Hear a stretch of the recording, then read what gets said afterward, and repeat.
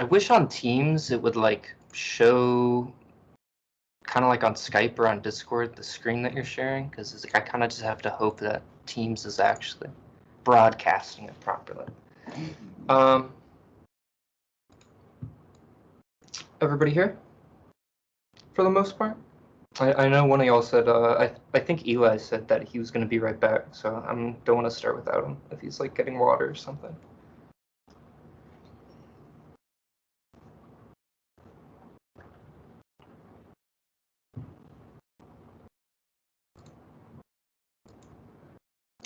Here, I'll talk about a little bit of news.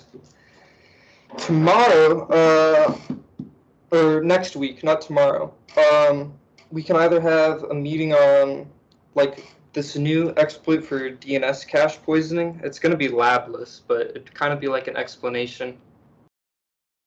Is it pretty terrible? Yeah, it's probably pretty terrible. I'll try to swap. Does this one work on Linux? It should. This is better. It should be a little better, although it'll be like pretty quiet, I think.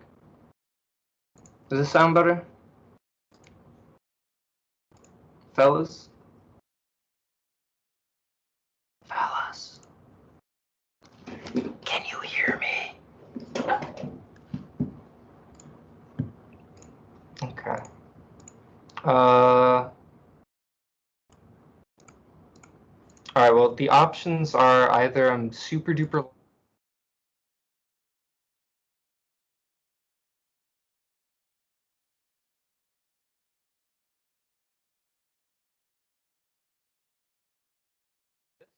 off my web.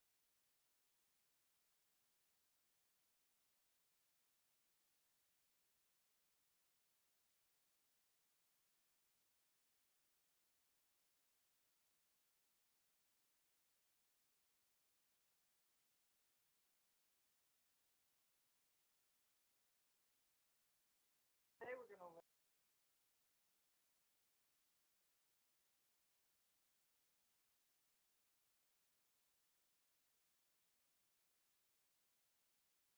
Yeah.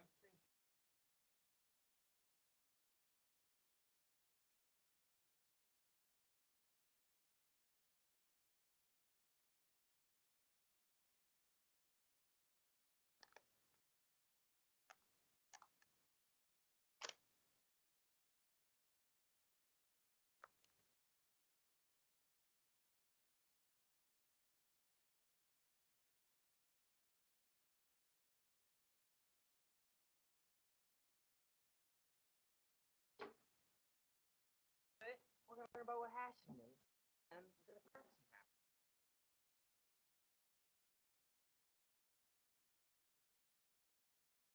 This is terrifying.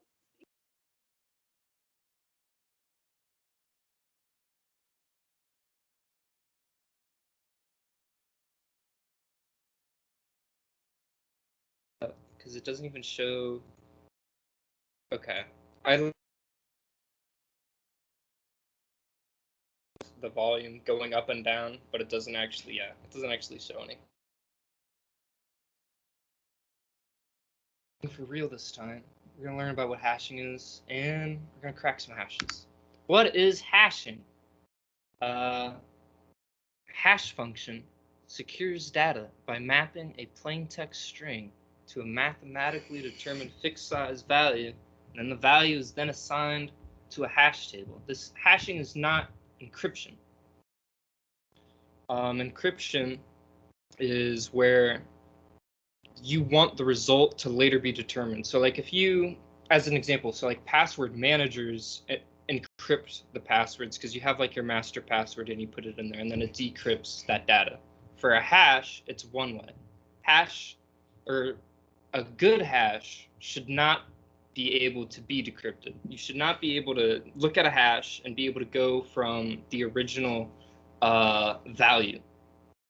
So it's not encryption. It's a one-way formula. And hashing is used to protect sensitive information. It's also used for data integrity verification in the terms of checksums. So like if you're torrenting data to make, if you're torrenting a movie, to make sure that peers aren't maliciously like seeding a fake copy of that movie. A checksum is generated, which basically looks at the data of that movie and then generates a hash, and then that hash is compared to that seed and like the master seed and what you're downloading. So that's how hashing is used for like data integrity verification. Because hashes are unique, or they should be unique. So no matter what data you put in there, it should always be a unique hash. There are some hashing algorithms that don't have unique hashes, but those are like old and depreciated and not used anymore. And that's called a collision. When like if you have two different keys, like John Smith and Lisa Smith, if they produce the same hash, then that'd be a collision. And that's not supposed to happen. That's a bad hashing algorithm if there's any collisions. And hashing is also used for efficient indexing, and it's a whole lot more. There's a whole lot of stuff a lot of uses for hashing, but we're just going to be looking at it through the lens of protecting sensitive information. So for like hash passwords and such. So when you make a password on a website, the plain text of that password is hashed and then stored. So like reddit.com, you make your password. It doesn't store the password, or it shouldn't store the password. It generates the hash of whatever that password is, and then that hash is stored. So then when you go to log in and you put in your password, it hashes that input again and then compares it against the stored hash. And if it matches, you log in. And if it doesn't match, well, then obviously you don't match, or you don't log in. Hashing, and more generally cryptography, is all about math and number theory. Not all hashing algorithms are built equally, and hashing algorithms need to be like constantly updated to meet the requirements to protect against more powerful computers, and these days quantum computers. Although they all share the same goal of an irreversible output, how they get that output varies between algorithms. So we're not going to talk about the back end of a lot of these because they all work very differently. And hashing is not a form of encryption. Hashing is one way. It should be impossible to go from the output to the input.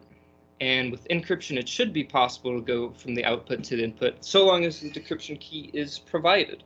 Also, encoding is not encryption or hashing. Encoding is encoding.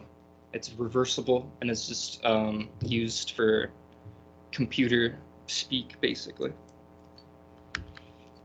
So there's a couple methods to cracking hashes. So like all those hashes that are stored on accounts are stored in a hash table on a website in a database, usually like an SQL database. And as you all know, data breaches are common. They happen all the time. And when you have that hash table that's been completely dumped, how do attackers get the passwords from those hashes? So there's a couple of methods. You've got your brute force method, which just guesses every single possible value. And this takes a lot of computational power, but there's no word list provided or anything like that, because it's just generating it's generating the passwords to try. And the way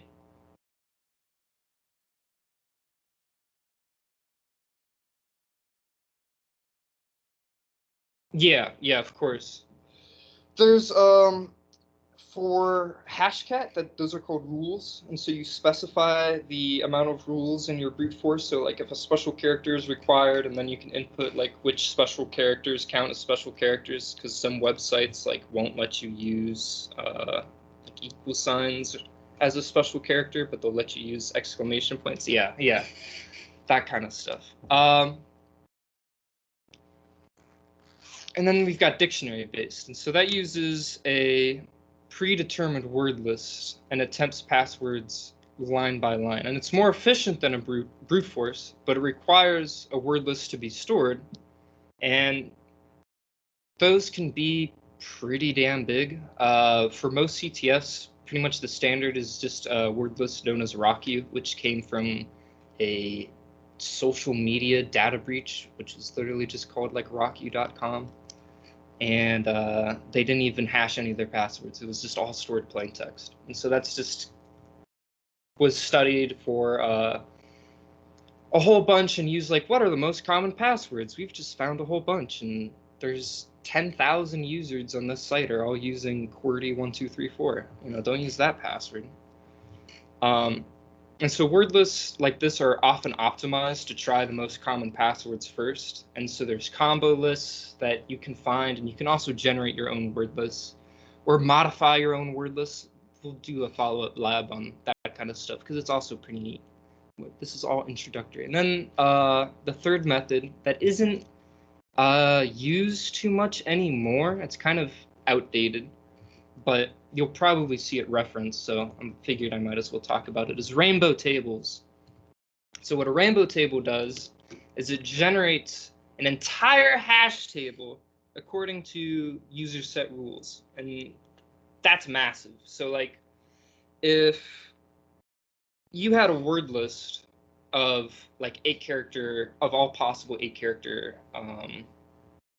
possibilities, that would be about 600 megabytes, but to have a hash table of all 8-character possible values would be something about like 600 gigabytes. And then of course, if you go more than that, from like values from like 8 to 12, it's pretty gigantic. But back in the day when data was, or hard drive space was cheaper than computational power, rainbow tables were used a lot.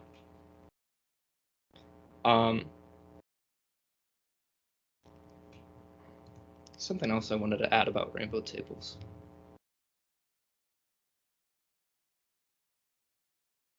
And they're old and aren't used anymore. So how about cracking hashes? Oh, this is what I want to talk about. So I forgot to explain this. How all of these cracking methods work is by generating the hash of that password and then comparing that generated hash to the target hash. And if it matches, then that's the password. It doesn't go backwards or anything like that. Oh, and so rainbow tables are still a little bit useful if you're cracking huge amounts of hashes. So like if you're trying to crack multiple databases worth of hashes, then this could be useful because it's a lot quicker to just look up to see if target hash matches existing hash than it is to try to brute force that hash all over again. But you'd still have to store a lot of data for that. Nowadays, the most common tools for cracking hashes is John the Ripper and Hashcat. Hashcat is simply just the fastest available password cracking tool. And before Hashcat, rainbow tables was pretty much the standard, or not the standard, but widely used for cracking hashes because the brute force and dictionary attacks before then used CPU power. Hashcat uses GPU power, which is funnily like a lot faster for cracking hashes than CPU power. Which is, you wouldn't think that because GPUs are used to generate images, and you'd think the CPU would think better than that. But for this instance, nah. GPUs work better with numbers, and hashes are all about numbers.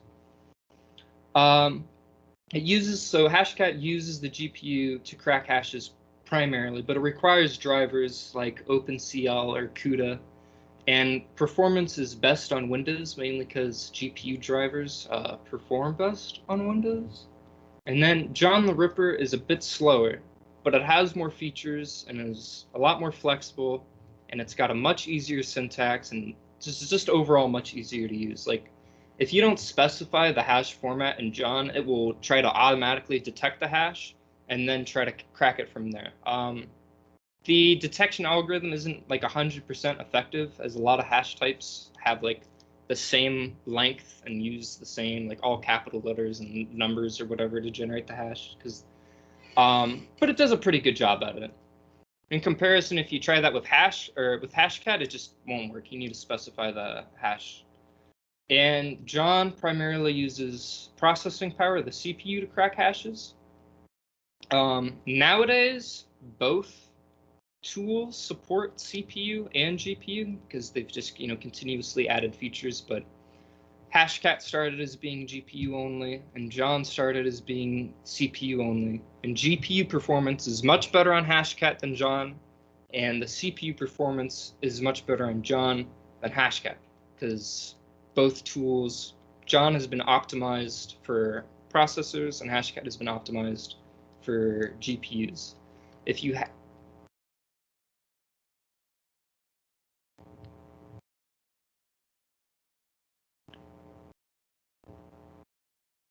in a way, the technology, yeah, it's similar. It uses the, it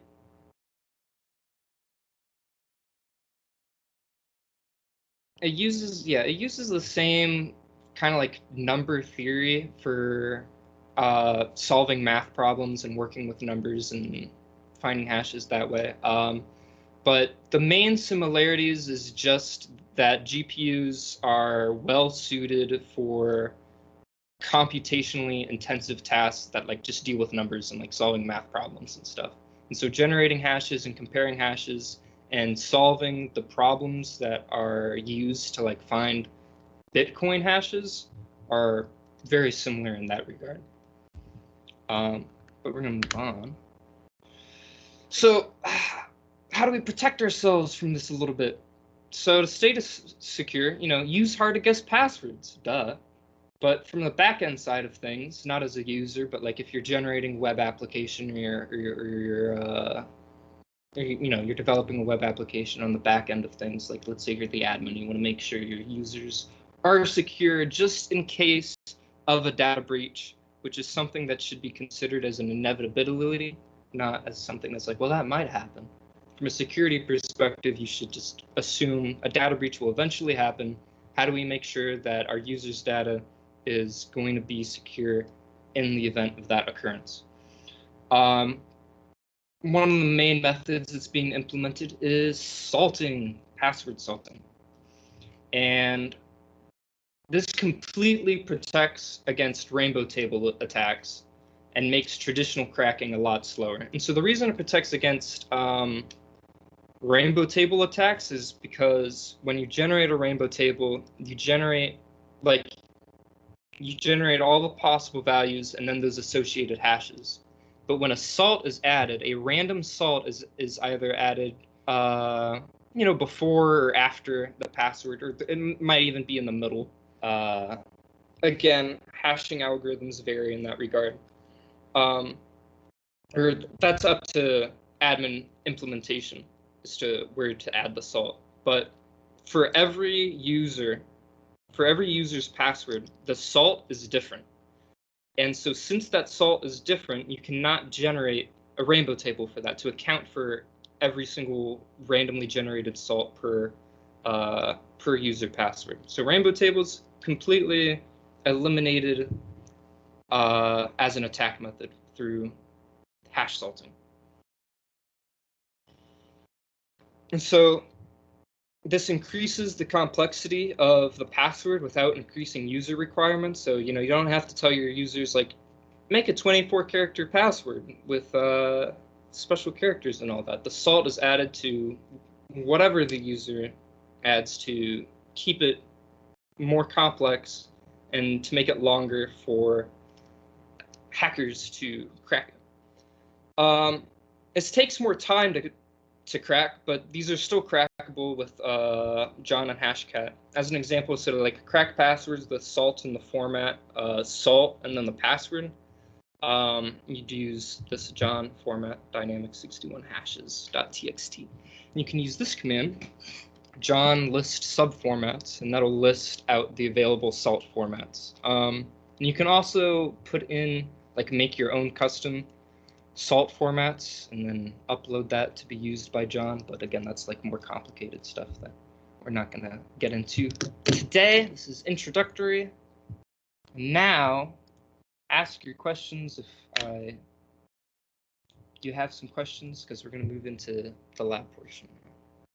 While I change Teams things. Okay, Discord. Screen. Kali Linux. Oh, and in the meeting notes and on the website, got some extra information that will probably be useful. So, here.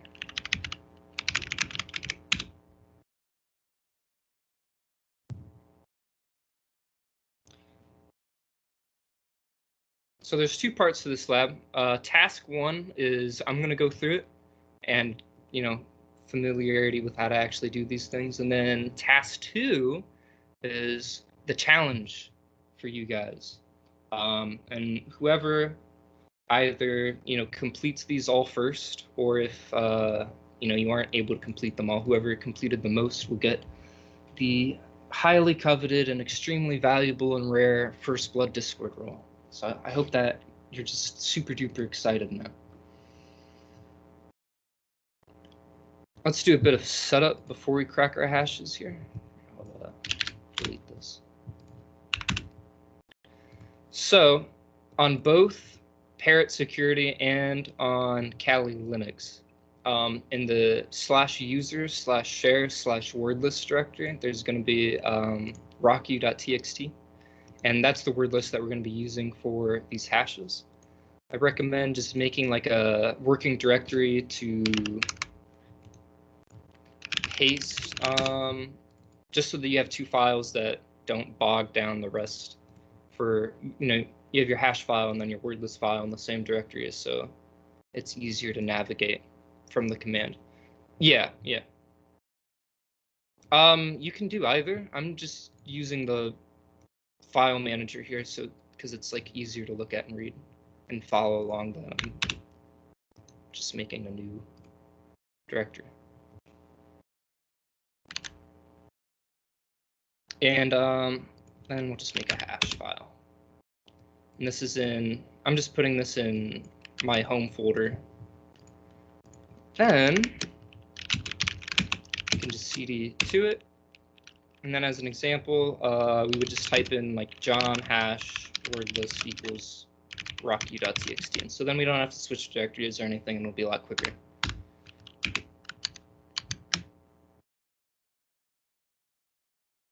So first, let's use this one. This one looks easy. And here's got some associated tools and cheat sheets. So here, let's try online hashcracker. Just put this one in here. This is good for simple hashes, but for more complex ones, it won't work. This one, yep, easy. MD5 hash. Our online tool was able to crack that. Bada bing, bada boom. Don't know why you'd have a 4-character password. Now, I'm pretty sure if we try to crack this one in the online hashcracker, it won't work, but just to find out, I'll try it anyways. And even if it does work, I'll go over how to do it with Hashcat. Okay, well, it's password 123. Cool. But how would we do that with Hashcat? We've also got an online hash analyzer tool, which we'll be using for a couple of these other ones. Determines it's SHA-1. And if you prefer to use a downloaded one, Kali's got a hash identifier program that you can just download from the app, and it works very similarly. But this is easier to read than the terminal.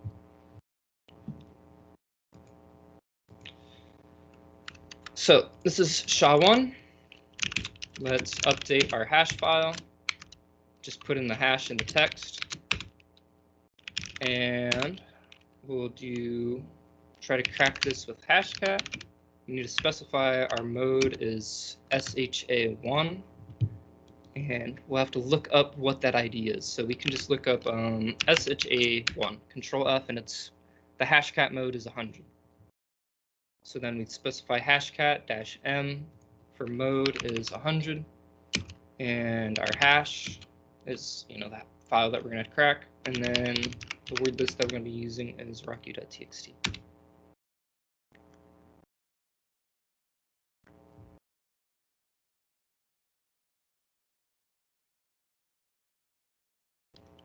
And I generally prefer using John the Ripper over hashcat because I don't think I set up the drivers properly on this. So, I think I found it anyways. It just took a little bit. Cracked.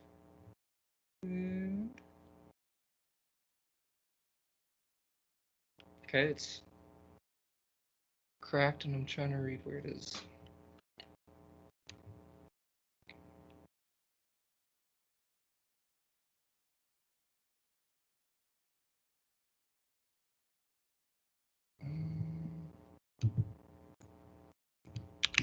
Where does hashcat store cracked hashes? My progress.pot. Oh, and then I need to do the dash showed. Cool. Yeah, I usually use John for the annoying hashcat reasons there. Dash show, and then shows us that password is 123. Pretty simple stuff. So now, let's also try to do the same thing with John. John hash word list equals rocky.txt. Does it? Yeah, and as you can see, John successfully determined that the hash type was SHA-1, and then it cracked it. So hashcat, we had to specify the mode. John, we didn't have to.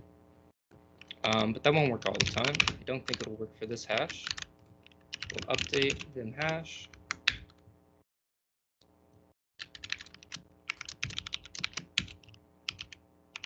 Try again. You can just use the same command. I've just updated the hash. So John has tried to identify a whole bunch of these hashes, and because they look similar, he said Avon was not able to crack it. So let's determine specifically what this hash is. SHA-2 256. Okay. And so we'll do John hash, specify the format equals raw 256, SHA 256, and our word list rocky.txt.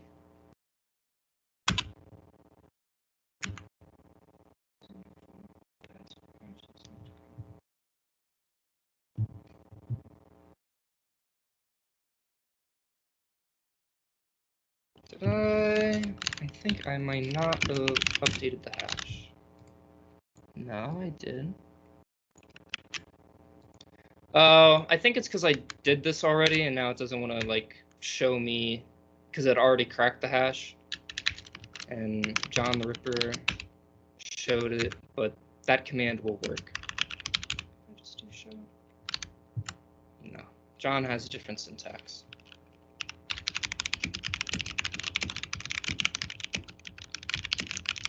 It also stores it in a pot file. John.pot. Yeah, and you can view it in there, but that command will work.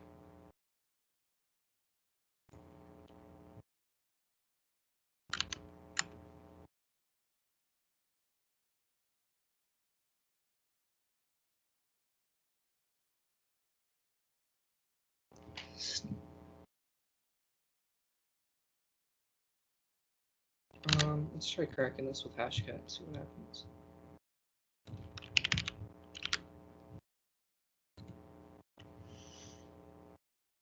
So that hash analyze was SHA2 256, SHA2 56.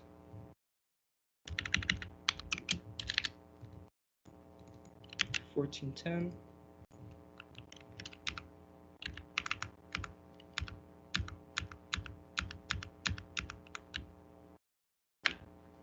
Hashcat -m and 1410 for SHA 256. Oh no, just 1400. Actually, because 1410, I didn't read it properly at first, is for password and with salt, but we just have the hash. There's no salt here.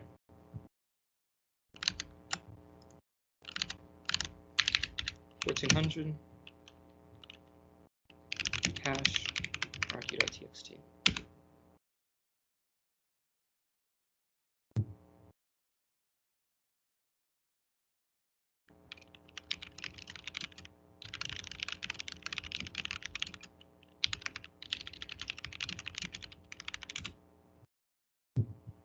And Hashcat found it, let me in. Cool beans.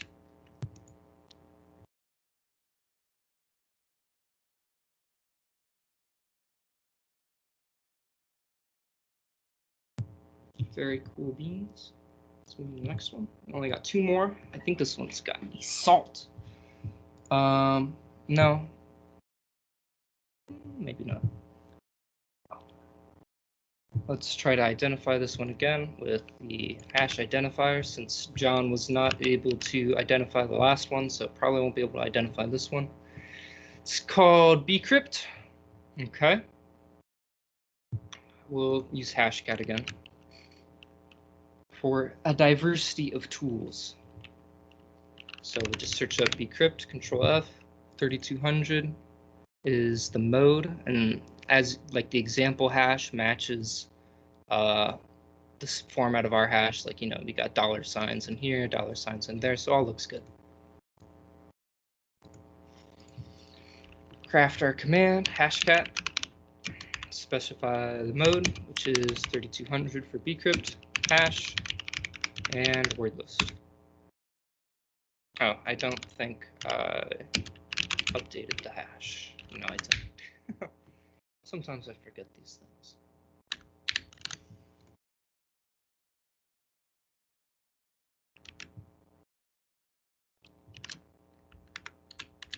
Oh, and make sure hashes are like on the first line. There's no space above them, because they will otherwise will read that empty line, and that's not a hash to be cracked.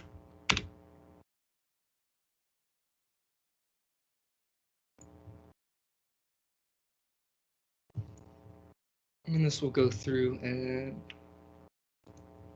find our password.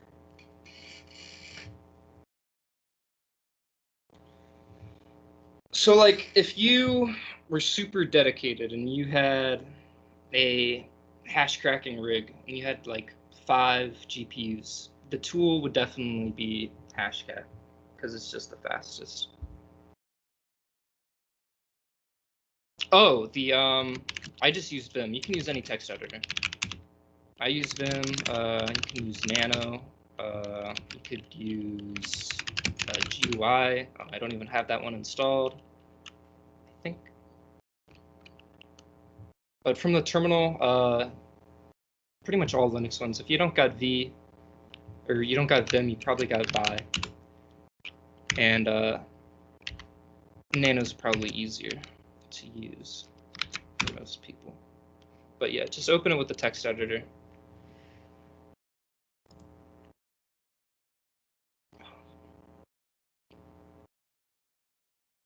Status, pause. I did not get this. Oh,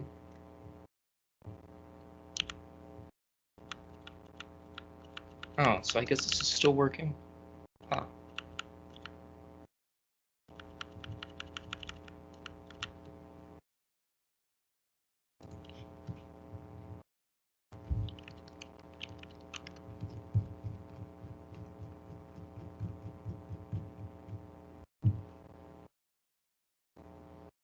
Hash M3200, rocky.txt. And the hash is right. Either this is just taking a little longer than it did before, or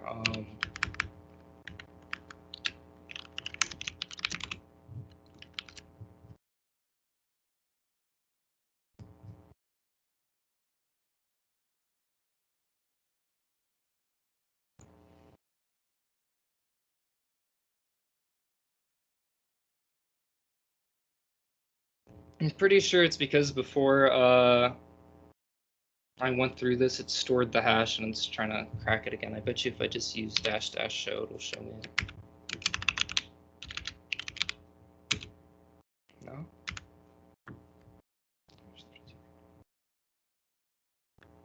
Yeah, let's try John. John hash format equals bcrypt. I think that'll work.